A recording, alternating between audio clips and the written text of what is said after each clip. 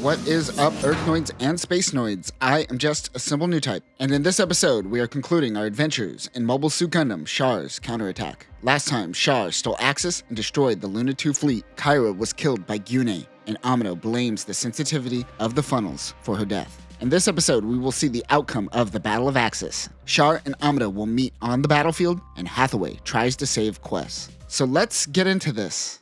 Nanai gets snippy with Char, who brings up the fact that Quest complained to him. Nanai suggests that they send Gyune and Quest on the front lines to keep them in line. He hugs her and says, "Mommy, I need you." Ah, he's like a big baby. Quest is complaining about the Alpha when Gyune comes and picks her up. He tries to show off to Quest, but she only seems interested in the captain. Gyune tells her about Char's obsession with Lala Soon. Nice. Someone in this universe had to say it. I mean, I've been saying it, but they can't hear me. I'm like the Watcher in the UC timeline. Gyune is really throwing the captain under the bus so he could get a piece of that Quest.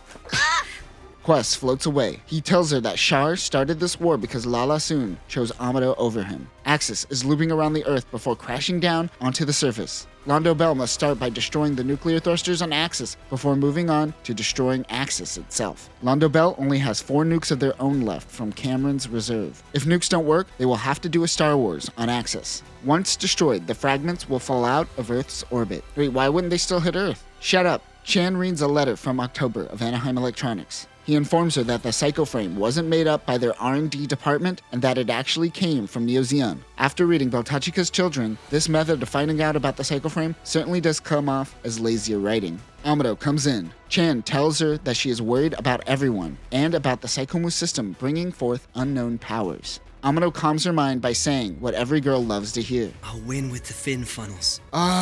Fin funnels. Yeah, that really does it for me. On Earth, Mirai and Min are stuck in traffic trying to escape from Hong Kong. They look out towards the sun to see Axis close by. Amuro and New Gundam launches. Hathaway is locked out of the bridge. We do get this bleak and real moment of war through Hathaway's eyes. Write your will on this. Everyone prepares for the attack on Axis. On the Relula, Quest makes the bridge crew feel awkward. Am I some kind of substitute for Lala?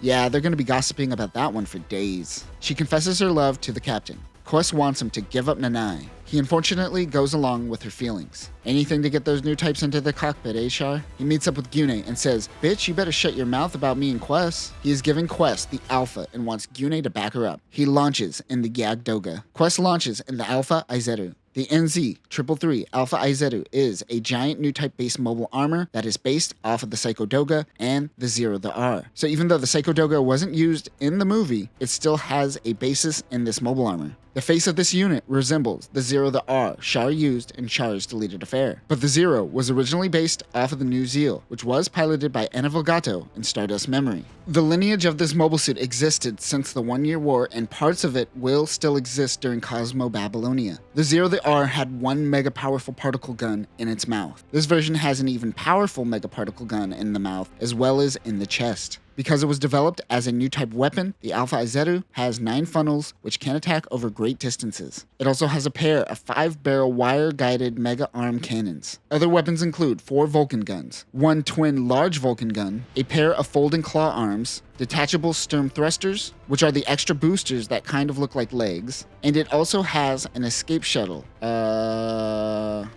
You would think that? No.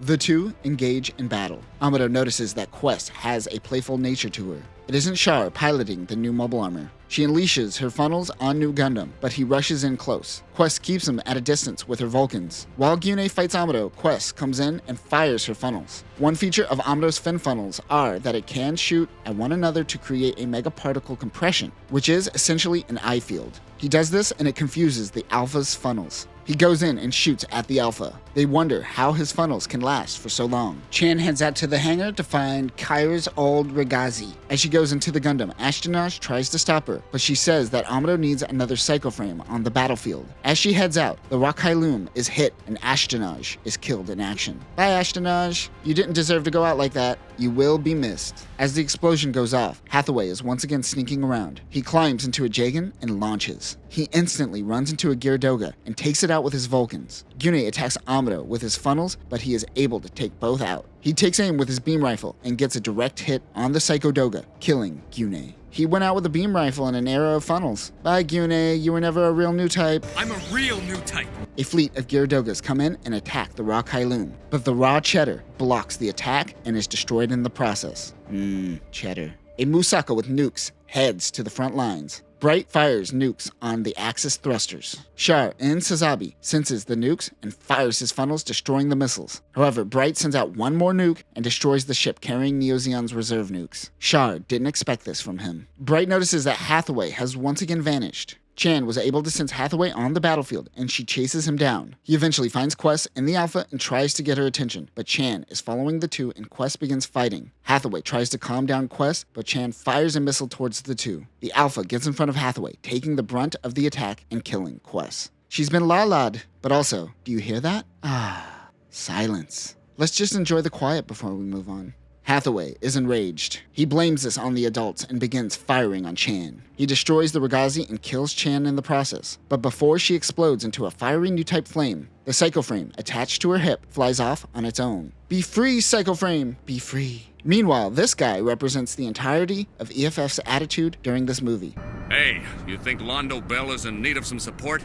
EFF finally decides to send out mobile suits to Axis as the asteroid gets closer to Earth. Mobile suits begin closing in on Neo Zeon. Musakas are going down left and right. Finally, the battle you have been waiting for. Char and Amuro meet on the battlefield. Amuro starts taking out the Musakas on Axis. These contain the remaining nukes that are supposed to send Earth into a nuclear winter. Meanwhile, Chan's Psycho Frame is hanging out on the battlefield. Amuro is able to feel her. The Psycho Frame helps communicate to Amuro. Meanwhile, Bright and a team of med pilots head out onto Axis and plant bombs throughout the asteroid. Char is able to sense the raw Kylum. He realizes that they intend to blow up Axis from the inside. Amuro makes his way into the asteroid as well. He tries to distract Char while Bright's team makes their escape. They both head back into their mobile suits and begin fighting with their beam sabers. The battle devolves into punching and kicking as they tear each other's mobile suits apart. Bright and the team get back to the raw Kylum and detonate the bombs. Axis explodes. The asteroid splits in half. Amuro tears through Sazabi and Char tries to eject, but Amuro is able to catch his pod. Bright and the team realize that half of the asteroid is still going to plummet onto Earth. Yeah, that was what I was saying at the beginning of this episode. Oh right, they can't hear me. Char laughs as his plan is still in motion, but Amuro plans to use New Gundam to push Axis away from Earth. As he tries to push the asteroid, Char tells him that it was him who gave Amuro the Psycho Frame data. Amuro is using Char's pod to push on Axis. The two Psycho Frames are pushing on one another.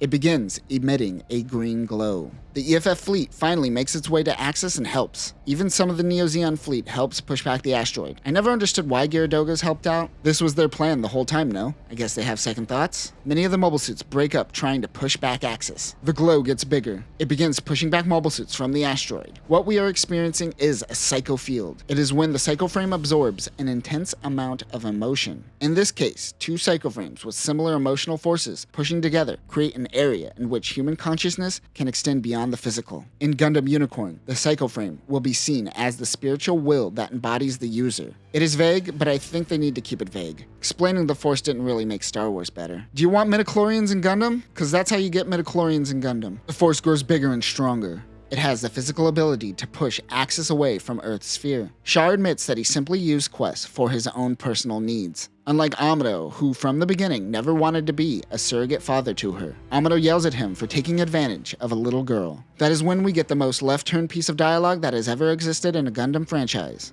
Lala Soon was a young woman who may very well have become a mother to me. In the end, it wasn't about controlism. It wasn't about freeing humanity's soul from the weight of gravity. No.